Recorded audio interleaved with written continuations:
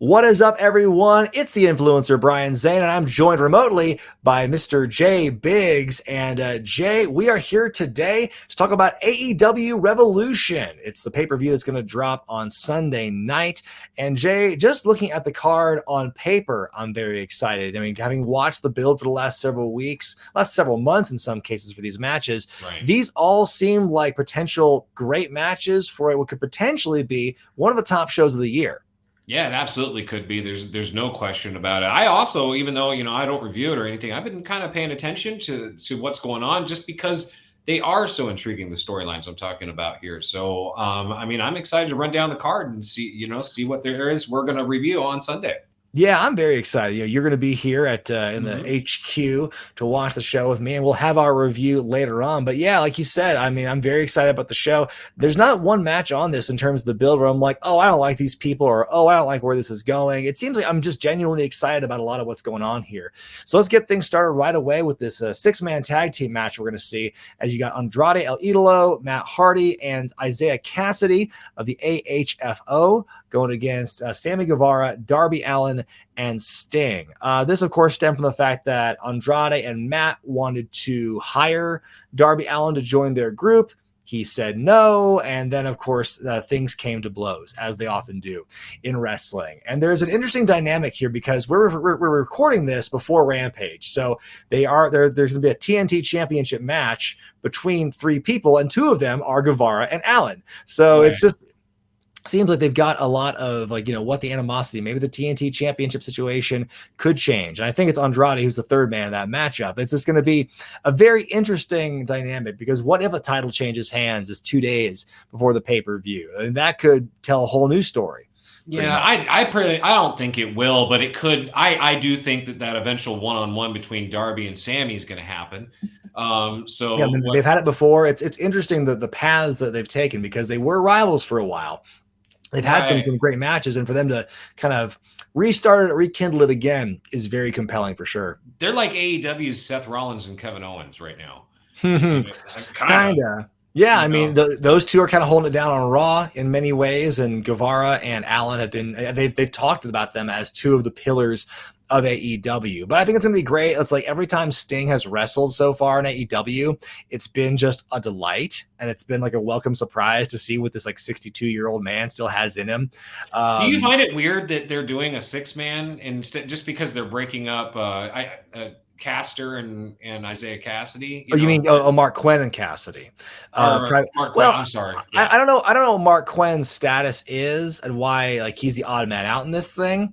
I do think it's interesting that it's 6 men instead of 8, where you could fit both of them. But who knows what the reasoning behind that is? But they go with what they know in AEW, and they know them some trios matches. So that's what we're getting here. And Tony's recently said in an interview that he's open to the trios championship possibly once Kenny Omega's back.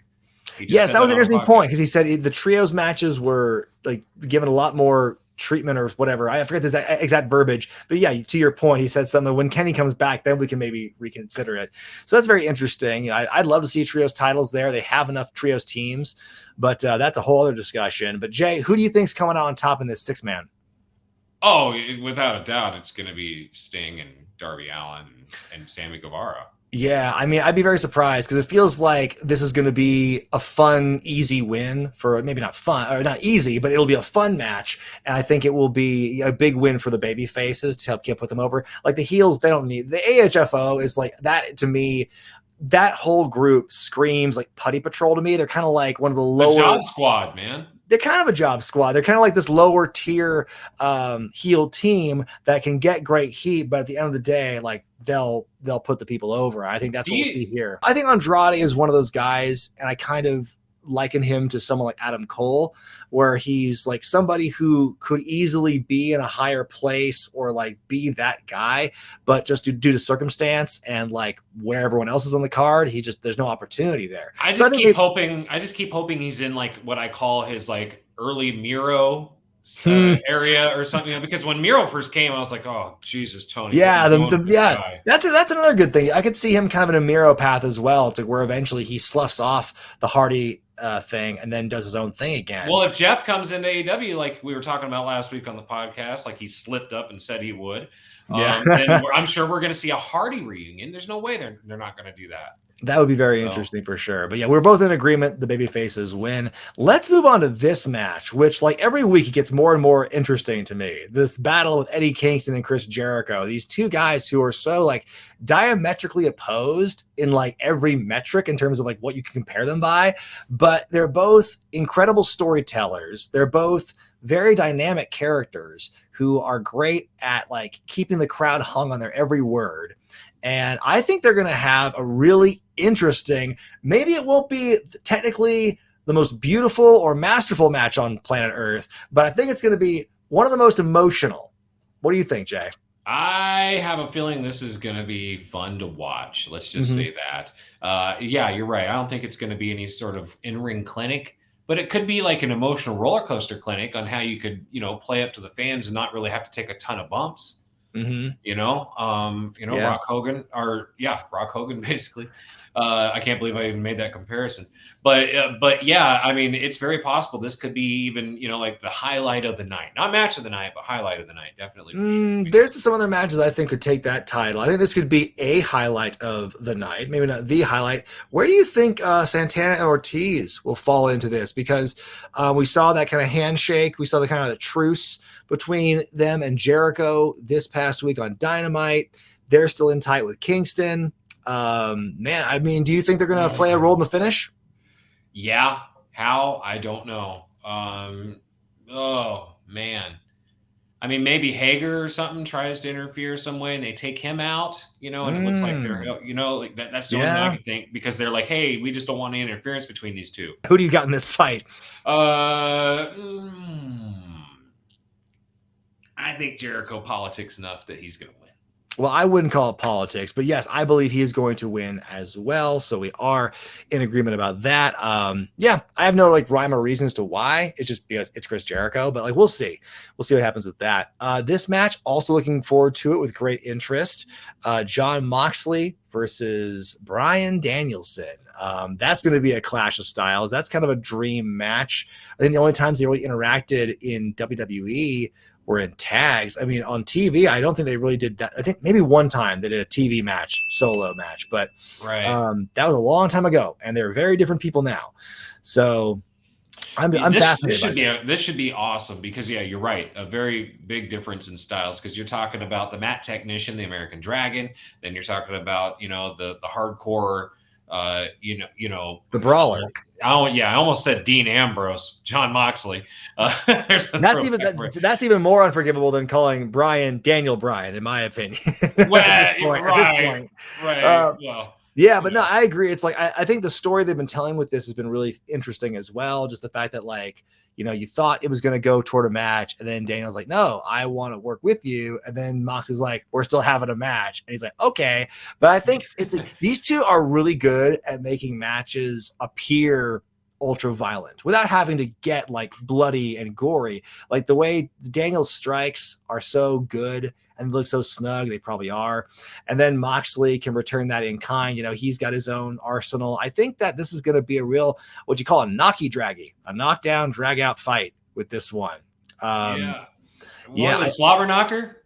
Yeah, maybe a slobber knocker, but I still like the phrase knocky-draggy. I want to put that on a shirt. All right, knocky-draggy. And like then there's the potential, the fact that this whole thing is because Daniel wants to make a team and form kind of like this stable with him. Win, lose, or draw, do you think, no matter who wins, do you think that is going to end up happening? These two are going to kind of working together? No. No, you don't think so? No, I think the American Dragon's on his own path, dude. I think he's got other motivations, like the World Championship or something like that. Yeah, I feel the same way with Moxley. It's like, I want to see that kind of group, and I could see maybe I'm doing it too. I'd love to see Bryan Danielson kind of take that mantle and lead his own team. Like, well, if Moxley doesn't want to join me, then I'll just make my own team and throw them at him. So, that being said, who do you think is going to win this match? Oh, Bryan Danielson for sure. Absolutely. 100%. Yeah. God, that's going to be, you know what? I've been kind of waffling back and forth in this for a couple days, but I have to agree with you now that I'm kind of like under the gun for it. I'll say Danielson wins. I think it's like, the wrestler beats the fighter almost every time, the wrestler beats the boxer, that sort of thing. So I think that's the mentality they're going to go into this. And if it leads to something down the line with a rematch, maybe something with a little more of a hardcore element where it's kind of more on Moxley's terms, so to speak. But we are in agreement with this one. An exploding ring match. Oh God, let's keep away from that for a while. Let's keep far and far away. It's 1 year. It's almost 1 year anniversary of that. Can you believe it? We got to do a 1 year review of that. Oh my God. Yeah. But yeah, let's talk about our next match. This is the Face of the Revolution ladder match. You got Keith Lee, you got Wardlow, Ricky Starks, Powerhouse Hobbs, Orange Cassidy, and of course we are recording this the day before Rampage, so the last spot is either going to be Ethan Page or Christian Cage, but between you and me, it's probably going to be Christian Cage because he's the ladder guy. So it's probably going to be. You said Cage. See, that's the problem with all these Adams and these Cages in one federation. Cages and Pages and Cage, Page, Adams, whatever. All I know is that I thought you were talking about Brian Cage when you first said that. Oh, so yeah. Actually, he did resign. That's why I said that. I mean, he thought to myself, I'm like, man, all these, because this is like the anti-ladder match roster almost, other than Ricky Starks to me. It really is. Like you got all these big dudes, it's not the roster makeup you think of when you picture, man, what's going to be a bitchin' ladder match? I know. Let's get like 3 or 4 300-pounders. Put them in. Right. I'm like, Penta and Pac and like Lee Moriarty and Dante Martin. That's what I'm thinking about. Yeah. But no, this is interesting. But I thought to myself, Brian Cage, of all the guys, when you look at a dude that big, he does work that lucha style pretty well. Like he flies around. So I thought to myself, man, somebody that can lift up, post for big dudes, this might be the right. But, Well, you've got Keith Lee, you got Wardlow, you've got Powerhouse Hobbs. Those three are going to be some amazing bases in this match, let's just say. So yeah, assuming just for the sake of argument, Christian Cage wins tomorrow, so he's gonna be the sixth man. But I think this could be really interesting. We talk about that's like what the hell's all these super heavyweights doing in the ladder match, but I think that could really lend itself because you're gonna have like 3 relative lightweights, the 3 heavyweights. That's gonna create some very interesting dynamics and some spots, I feel. And of course, you got like in the case of Keith Lee, he's a big guy who can fly as well. So you're going to see that happen occasionally, I bet you. And Hobbs I think this is going to be a great display for Hobbs. I've seen him come up over the years, so this is going to be probably his biggest showing in a while, probably since his match with CM Punk, I would say. Ricky Starks, the dynamic with him and Hobbs will be interesting, will be tested, I would say.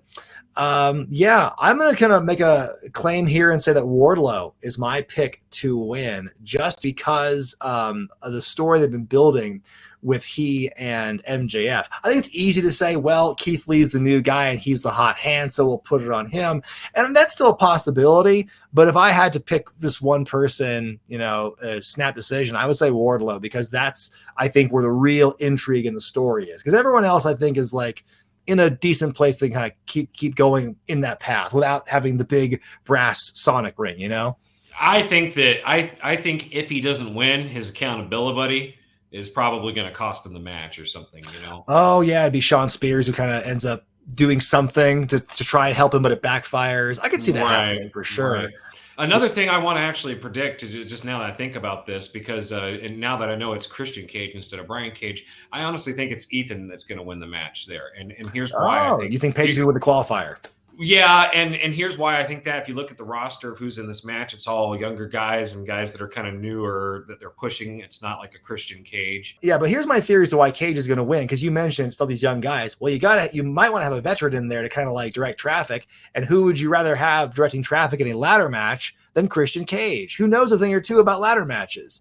So I think he's going to be in there as kind of the control. He's going to be kind of there as like the guiding light, so to speak. So keep your eye open for that. And my prediction is Cage is going to be the last person to enter the match. And like, he's probably going to be the one directing traffic in a lot of this thing for the ladder match. That's my prediction on that. But who do you think is going to win this ladder match? I'm going to go with Wardlow. I think he's a safe pick for this one. Yeah, safe is a good word to describe it. I think Lee is another kind of safe person I would use as well, just because he has the momentum. But for storyline purposes, I think Wardlow would probably be the man for my pick for this. And speaking of Wardlow, and his not his accountability buddy, but I guess his boss, MJF, is going to be in a hotly contested, highly emotional matchup, dog collar match against CM Punk. Like you talked about how Jericho and Kingston could be the high of the night. I think this is going to be it, man. Like I don't We're going to do some Roddy Piper shit. Yeah, you want to talk about Piper in Portland? Let's do about throw him back to Piper and Valentine at '83, and let's just have the Crimson we saw in the build on Dynamite this week. I think is like nothing compared to like what we're going to see with both guys in this dog collar thing. Do you think they're going to bring Greg Valentine back for this one like they did the last dog collar match? Yeah, I mean, I would like to see. Well, maybe it would be kind of like old hat to see Greg Valentine come out every time a dog collar match is like uttered. Like, God, did someone go to Petco and buy a new dog collar? Just shows up. I heard someone's like, I'm just checking in. He just shows up at local dog parks. He's just a picture with me, $5. This is my life. That's a nice dog there. I think that it's going to be just the build they've been doing for it. It's been so like viscerally emotional, I think is the best way to describe it. Because they've really yoinked you in a couple big directions with the way like MJF has talked about it and how Punk is kind of like this kinder, gentler CM Punk. And maybe this is going to bring the old CM Punk out of him because we saw like the picture of him with the big smile on his face from like after being bloodied by MJF. This could be a really interesting matchup. I'm so like, I don't really care who wins this one, to be honest, because I'm so invested in the storyline and I want to see both guys win. I don't really have a favorite to pick. It's kind of a coin flip for me. Jay, I'm going to put you on the spot first. Who do you think is going to win this match? I think CM Punk is going to. Yeah? Yeah, I personally do. He's going to get his win back. That's kind of what I'm leaning toward is the fact that it's CM Punk, like he lost the first match to MJF. We could see him because he'd be kind of similar to Jericho where MJF kept beating Jericho and then here Punk would get the last laugh. So like there's a part of me that wants that and like that thinks that that's where it's going to go. But I also wouldn't be surprised if they just say, hey, MJF beats him here too. And just like really, puts that storyline to bed. I think he needs to ultimately win some of these storylines or these feuds. Like he won the match with Jungle Boy. Like that's the last big pay-per-view victory I can remember, honestly, because he lost to Jericho and well, let me ask you this. Do you think Wardlow is going to play any like part in this at all? I don't think so. I mean, I would be doubtful about it, but we'll see. He could. I mean, I don't know if they want to wait till a little bit later for that, but like, I think, it's like, I'm so torn about this. Cause like I said, I don't want either band to lose. I think both can make a case for it. God, if I had to choose, I'm going to, I'm going to say MJF wins. I'm going to say MJF wins this one. That's like, it's going to be a hard fought battle. And I think it's going to come down to like, it's going to be very close, but I think that MJF, he's my bold prediction to win this one. I just think that CM Punk is questioning himself so much going into this one that it's like you know what I mean? Like it's almost like he has to win or he's going to lose his mojo, kind of speak. Yeah, or it's a thing where it's like, Punk, like he won't be fooled again. Like, the Punk of old wouldn't have been caught in a trap or a trickery like he did this week with MJF or something, but maybe it'll bring something out of him. Who knows? But I'm definitely looking forward to that match, almost more than anything else in the card. Let's move on to the TBS Championship match as that bitch, Jade Cargill, takes on Ty Conti. I mean, I guess I said earlier, there's no match where I think, I'm looking unfavorably on it. I'm not here, but I think it's going to be a very interesting contest because you've got Jade Cargill, who's still kind of like getting her feet wet in wrestling, still coming up, even though she's been booked and pushed very strong. And you have Ty Conti, who has been vastly improved in the last like year and a half or so. So neither of them I would call a ring general, but we'll have to see, how it all turns out. It could be a great match because I think they've both been very impressive in different areas. What about you, Jay? I mean, I caught a little bit of last week's the end of Rampage when Jade Cargill gave a big kick to Ty Conti, which looked really nasty. Mm-hmm. So I mean, like, I don't know. I mean, I would say as far as like a secondary women's championship, these are probably the two that are best, fit for this match. As far as who I think is going to win this one, it just seems pretty academic. Jade's going to retain. I don't see any reason to dethrone her yet. And I think the stuff with Conti, it's fine, but they've not really built her up as a world beater or as somebody who, like, they've not been spending a lot of time, I feel like, really building her up as a uber credible challenger at this point. Right, like they need to build her up a little more. So I think it will be a good match, but yeah, Jade's going to win. What about you? I think it's the Pro Wrestling Illustrated Rookie of the Year retaining. Yep, exactly. The Rookie of the Year beating the most improved. Sorry, you've not improved quite enough. Let's move on to the Tag Team Championship match. It was finally crystallized this week on Dynamite. It's going to be the Jurassic Express defending against Red Dragon and the Young Bucks. Jay, this match is going to be flippy and kicky and leg slappy, good fun, if you like that sort of thing. Yeah. I love the matches the Jurassic Express and the Young Bucks had the last year or so. The no holds barred match they had with the two of them and Christian versus the Bucks and Cole was amazing. Although it dragged out a little bit long, I think, but it was still very fun to watch for the most part. And then there's Red Dragon. And honestly, dude, I don't see Jungle Boy and Luchasaurus walking out as the champions here. It's going to be one of the other two teams, because that seems to me like where they're going to go with the main event storyline coming up. What do you think? I actually agree with you. My personal pick is going to be Red Dragon. I think that goes along with what's going to happen in the main event later as well. So yeah, I think that's where that's all going to is that's going to be the final outcome of that match. Red Dragon wins the belts. I will say that the Young Bucks are my choice to win. I think they'll become the first two-time AEW Tag Team Champions, and I think that will again plant seeds for something a little later on, which we'll get to. But that's my pick for that. Let's move on to the AEW Women's Championship. Going back to the ladies here, Dr. Britt Baker defending against Thunder Rosa. They had Thunder actually pinned Britt clean in the middle of the ring on Dynamite, which almost to me seems like a telegraph that it's not going to go that way in the pay-per-view. Yeah, I was just going to say that means she's not winning. But like, I don't know. I'm honestly like, I think Britt's a great character, but she does not need that belt anymore. That belt does not need her. Like you need to take that belt off of her. Like, she's beaten everyone. And like, if she beats Thunder Rosa, then like you might as well retire the belt and it's called the Britt Baker Championship, because there's no point. Like, I think enough time has passed. You've built up enough other ladies. Like, put it on somebody else. Just try on somebody else. It's Mercedes that takes the belt off of her eventually, I think you can build Mercedes down the line to do something, but I think right now in the here and now, I think it's like Thunder Rosa's time. I mean, she's consistently one of the most popular people on the show. Doesn't need a championship per se, but I think that it would be incredibly validating for her. She came in actually. Did she come in or did she show up then get the NWA Women's Championship? Like she was NWA Women's Champion for a bit.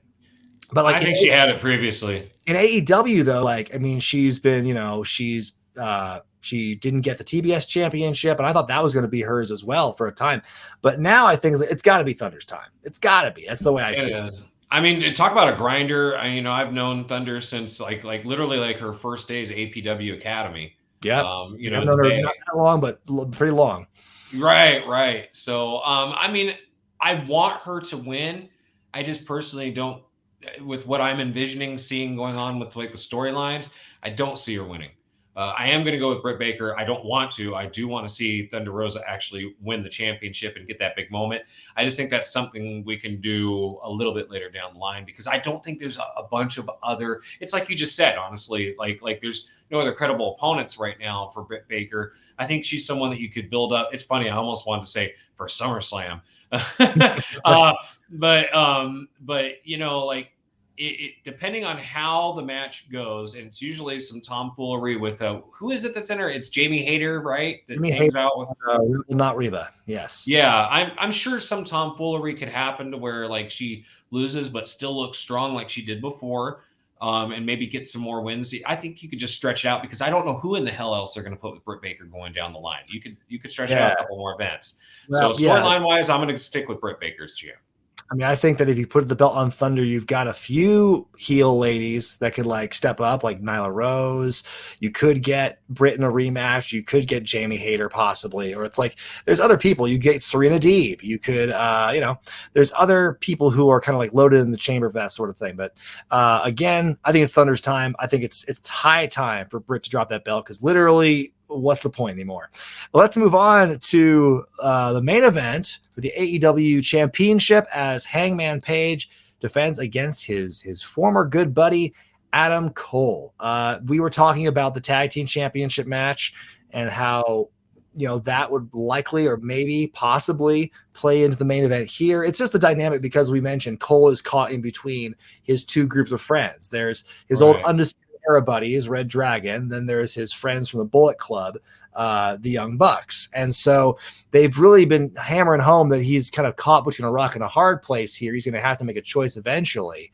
And I don't know if both teams are going to come out here for this one, but I would imagine the Young Bucks at least would, because they are the mutual friends of Cole and Page. So it's like I would see them being involved. What do you think? Do you think there's going to be some crazy run-ins or some other kind of story beyond those two in this match? Yeah, absolutely. I can't imagine between all of those folks on the elite side and all that, and then you got the folks on the Dark Order side, that there's not going to be an overbooked main event. I don't have any faith it's not going to be. Yeah, there may be some Dark Order. I didn't think about Dark Order stuff. Right. I mean, just to kind of watch Hangman's back, right? Because you got that other faction over there. So, yeah. Where, I don't know. I'm honestly not sure how this is going to play in everything other than I said Red Dragon's going to win the tag team championships earlier. I think Britt Baker's going to win the women's champion, or she's going to retain the tag team or women's championship. And then I also think Adam Cole's going to win this match. I think you're going to get that unify all the belt, or not unify, but consolidate the belts into one group. Yeah, that's what I think is going to happen at the end of this night. Like it's going to be like partied up. They're going to hit Vegas and champagne bottles and pop it. I just think that's how it's going to be. Yeah, God, I didn't think about that angle, but I'm going to maintain and think that Page will retain here. I think that it'll be a great match. I think that Page needs one more quality win under his belt here. He's been having great defenses, like the matches with Danielson, the match with Lance Archer, that Texas Death Match was rad, and I would love to see him carry it on past this. I think for the amount that they built him and his championship journey, it seems like it's still a bit premature to drop it off him just yet. But maybe I'm wrong. Maybe I think maybe we could see that kind of consolidation of belts. I think Cole winning would certainly silence a lot of the critics who think he's been underutilized since going to AEW. But I think that, I think either one is a potential. But if I had to go with my gut, I'm going to say Hangman Page, but you're going to say Adam Cole. Yeah, this is cool because not on a lot of pay-per-views do we have a difference in like so many disagreements. Right. So many disagreements. It can go any direction. It takes AEW to bring the disagreement out of us. Right. I know. Well, folks, what do you think is going to happen at Revolution on Sunday? Those are our humble picks. Please give us your thoughts and predictions in the comment section below. And of course, on Sunday night / Monday morning, you will see our review right here on this very couch. This very couch, folks. You're going to see our review of Revolution. And I mean, again, no matter really what happens, I'm excited for the show. These pay-per-views have really rarely let me down so far. And we'll just have to wait and see what happens with that. But folks, again, let us know what your thoughts are in the comment section for the show. We will see you for the review. But until then, folks, for J Biggs, I'm Brian Zane, and we'll see you next time.